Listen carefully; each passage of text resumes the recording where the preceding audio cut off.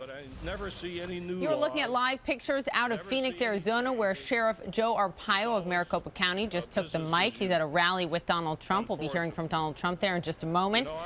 Really, Donald Trump becoming the voice of a group of Americans who are saying they have not been heard until now.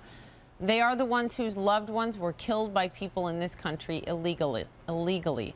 Sabine Durden's son, Dominic, was killed in a car crash 3 years ago. The driver had a long rap sheet and should not have been in this country. He was eventually deported back to Guatemala. Here is what she told a House committee focusing on this issue 2 years ago. This is enough pain for a lifetime, but it gets much worse. I was informed that the driver of the truck that killed my son instantly was a 24-year-old from Guatemala, here illegally, without a license, without insurance, or a legally registered vehicle, and on a probation from a prior DUI. And to add even more pain and grief, this guy had a lengthy arrest record and has been in and out of court and prison prior to this. Juan Zun was arrested for grand theft and armed robbery in November 2008 and given 3 years probation. In August 2010, he was arrested for a DUI and a probation violation and given 3 more years of probation.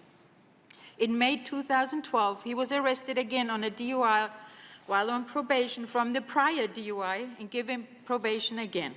Less than 60 days later, he killed my son. Sabine Durden joins me now from Los Angeles. Thank you for being with me. Thank you, Poppy, for having me. Really appreciate it. Thank you.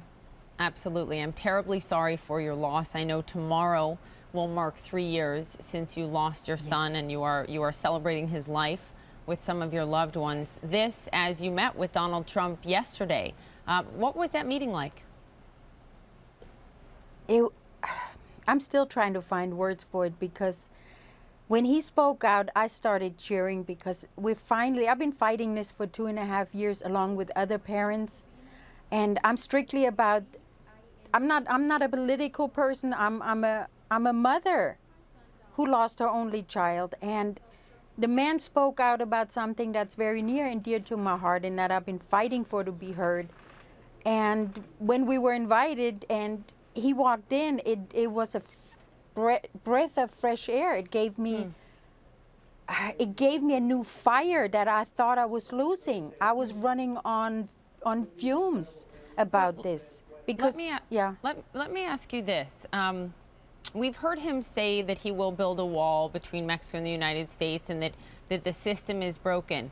Did Donald Trump say anything to you about what his immigration policy would be if he were to win the nomination and ultimately become president? Did he say specifically what he will do? Well, besides building the wall and stopping illegals from coming into this country illegally, and I'm talking about any country, I don't care if it's Mexico, Guatemala, Germany, anybody illegally, he will stop that and start cleaning up. And then Americans will start to work, and money won't be spent on sanctuary cities and won't be spent on driver licenses for illegals. Deportations will happen. Do you want more specifics from him? Because you bring up a good point. You're not only talking about anyone coming here illegally from Mexico, also from elsewhere. Do you want some more specifics from him? For right now, I think he satisfied my hunger to hear somebody respond to us. We've been screaming about this, and I'm sure he will be more specific. To me right now, he's my hero because he spoke out.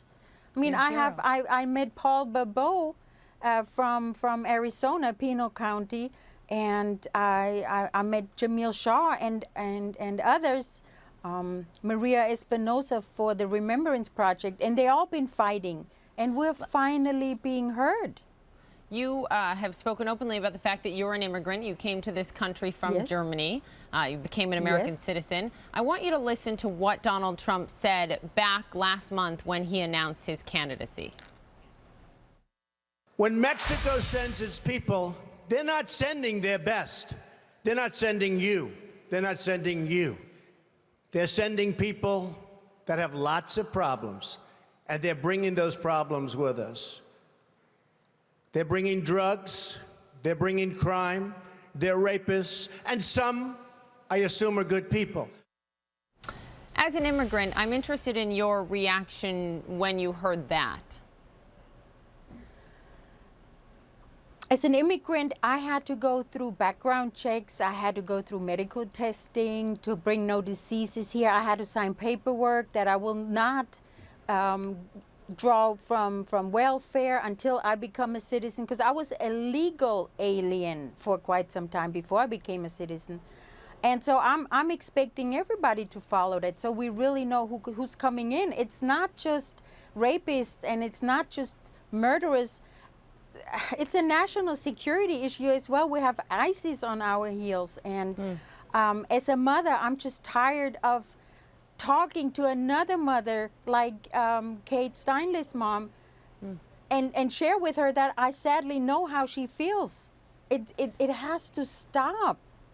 It just has to stop. We don't know who's coming in. It's like when you have people all of a sudden walk in your house and they sit down and you don't know who they are. You're not going to invite them in and sleep in your daughter's room or your son's room.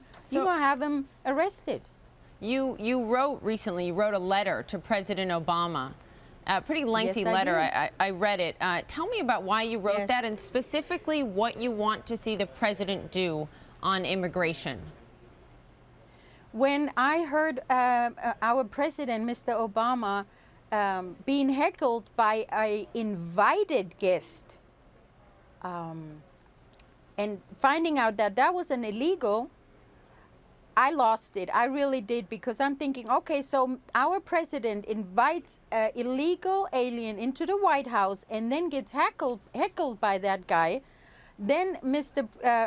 President, he said, no, we can't have this in my house, and had him escorted out. Well, I'm saying, no, we can't have this. Escort illegal aliens out of my house. I'm paying taxes. I'm a productive member. My son was a productive member of the society. He was a volunteer of the city in 2004 for giving more than 10,000 hours of his free time to help the fire department, police, and so forth. Nobody hears our side, and I want him to listen to us parents who paid the highest price possible because of this lax immigration issue. It has to start somewhere. Final question for you before I let you go. Does Donald Trump have your vote in this primary if you're a registered Republican? Yes, he does. And I know a lot of Hispanic people who also want to vote for him because they did it the right way and they want to be acknowledged as doing it the right way. And some people, they don't like his, his demeanor or his brash tone, but that's okay. He's a big teddy bear. I got some really good hugs yesterday. Yeah, he'll get my vote for sure. Sabine Durden, thank you for being with us. And again, thank you. So sorry for your loss. Thank you so much. I appreciate it.